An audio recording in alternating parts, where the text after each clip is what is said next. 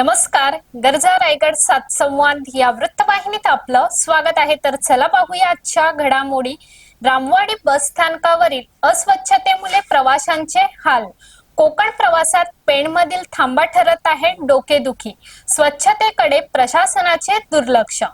मुंबई ठाणे परिसरातून कोकणाकडे जाणाऱ्या एसटी प्रवाशांसाठी पेण येथील रामवाडी बस स्थानक हा महत्त्वाचा थांबा मानला जातो. पनवेल नंतर बहुतेक गाड्या थेट रामवाडी येथे थांबत असल्याने दररोज हजारो प्रवासी येथे उतरतात. मात्र सध्या या बस स्थानकावर असलेल्या अस्वच्छतेमुळे प्रवाशांचे प्रचंड हाल होत असल्याचे चित्र पाहायला मिळत आहे. बस स्थानक परिसरात सर्वत्र घाण साचलेली असून स्वच्छतागृहांची अवस्था अत्यंत दयनीय झाली आहे. स्वच्छतागृहांमधून येणारी तीव्र दुर्गंधी इतकी असह्य आहे की काही क्षणही तिथे उभे राहणे कठीण होत आहे. त्यातच पाण्याची योग्य सुविधा नसल्याने प्रवाशांमध्ये संताप व्यक्त होत आहे.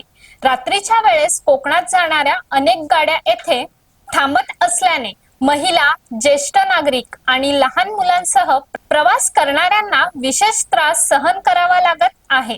अंधार आणि अस्वच्छतेच्या वातावरणामुळे प्रवाशांमध्ये भीतीचे वातावरण निर्माण झाले असून प्रशासनाने याकडे गांभीर्याने लक्ष देण्याची मागणी जोर धरत आहे. याबाबत वाहतूक नियंत्रण आर घरत यांना विचारणा केली असता त्यांनी सांगितले की येथे स्वच्छतेसाठी केवळ एकच महिला कर्मचारी कार्यरत आहे अशी माहिती दिली. महत्वाची बाब म्हणजे कोकणाकडे जाणाऱ्या जवळपास सर्वच एसटी गाड्या रामवाडी बस स्थानकावर थांबत असताना केवळ एका कर्मचाऱ्यावर स्वच्छतेची जबाबदारी टाकणे म्हणजे प्रशासनाचा निष्काळजीपणा असल्याची भावना प्रवाशांकडून व्यक्त केली जात आहे. प्रवाशांच्या मते वरिष्ठ अधिकारी जाणीवपूर्वक या गंभीर समस्येकडे दुर्लक्ष करत असून संबंधित विभागाने तातडीने अतिरिक्त स्वच्छता कर्मचारी नेमून बस स्थानकाची स्वच्छता सुधारावी. तसेच परिवहन मंत्री प्रताप सरनाईक यांनी स्वतः लक्ष घालून रामवाडी बस स्थानकातील अस्वच्छतेचा प्रश्न मार्गी लावावा अशी मागणी प्रवाशांकडून होत आहे. नमस्कार, आपण आहोत पेण रामवाडी बस स्टँडच्या इथं. साधारणतः विचार केला तर कोकणातून मुंबईकडून येणाऱ्या जेवढ्या काही गाड्या आहेत तेवढ्या कोकणात जाणाऱ्या गाड्या ह्या रामवाडी बस स्थानकात थांबवतात.